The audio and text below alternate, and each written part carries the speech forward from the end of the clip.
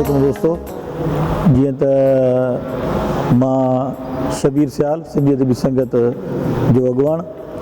जीअं त सिंधी अदबी बोर्ड पारां सिंधी अदबी बोर्ड सिंधी टीवी अचणु तमामु बहितरीनु अमल आहे ऐं ख़ासि तौर ते इहो जेको अमली कमु आहे साईं मखदूम सईद ज़मा अत साहब जे दौर में शुरू थियो ऐं अॼु इंतिहाई ख़ुशी थी आहे त उहो उनजो टीवी जेको आहे सो अची चुको आहे चैनल, ऐं उहा हाणे लिंक जेका आहे असां दोस्तनि जे हवाले थींदी जीअं सभु दोस्त उनखे ॾिसी सघंदा।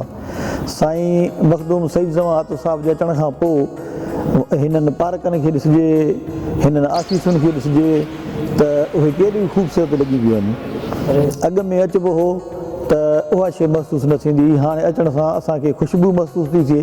जीअं असांजा ॿाहिरियां सियाह अचनि या असांजा शागिर्द अचनि या स्कॉलर अचनि या जेके बि दोस्त अचनि, उन्हनि जे वेहण जो बंदोबस्तु बि आहे त हू पार्कनि में पंहिंजे आज़ादीअ सां मुख़्तलिफ़ तरीक़नि सां वेही बि सघनि था ऐं उते वेही हू पंहिंजो मुतालो बि करे सघनि था।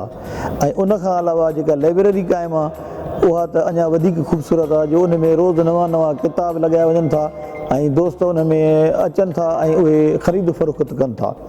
इहो बि तमामु सुठो अमल आहे। मां अॼु बि जॾहिं अदबी बोर्ड जो विज़िट कयो, मूं ॾिठो त उते जेके बि कारकुन आहिनि, जेके बि मुलाज़िम आहिनि, उहे तमामु बहितरीनु अंदाज़ सां पंहिंजो कमु करे रहिया आहिनि। मशीनुनि में छपाई जो कमु हले पियो, टाइटलनि जो कमु हले पियो ऐं उनखां अलावा बटण ठाहिण जो कमु हले पियो। मूंखे त ॾाढो बहितरीनु लॻो ऐं इहा सॼी जेका आहे महिनत उहा साईं सईद ज़मा आतिफ़ साहिब जन जी आहे ऐं असांजो दोस्त उन में घणो किरदारु अदा करे पियो। गुलाम गुल हसन सरवरी असां ॾिसूं था त जिथे बि पहुचूं था त हू अॻियां अॻियां आहे, चाहे जंहिं बि सेक्शन में वञूं था त उते उन सेक्शन में कम में दोस्तनि खे चवणु त जल्दी कयो, हीउ कमु जल्दी थी वञे, हीउ उन में देरि न थियणु खपे।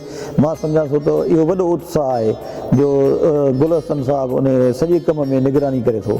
ऐं उनखां अलावा जेके बि दोस्त आहिनि, मूंखे सभई दोस्त जेको आहे तावन कंदड़ लॻनि था।